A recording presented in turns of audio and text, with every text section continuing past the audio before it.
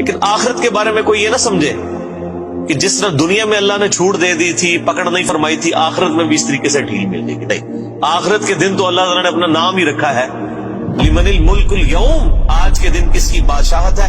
للہ الواحد القہار، اس اکیلے قہار کی بادشاہت. اللہ نے قیامت کے دن اپنا نام غفور الرحیم نہیں رکھا ہوا، قہار رکھا ہوا، چھایا ہوا سب پر. اور ظاہر حقیقت ہے کہ ہزاروں سال کی انسانی تاریخ میں اللہ تعالیٰ نے صبر فرمایا ہے. بخاری مسلم کی حدیث ہے کہ اللہ تعالیٰ سے بڑھ کر کوئی صبر کرنے والا نہیں ہے.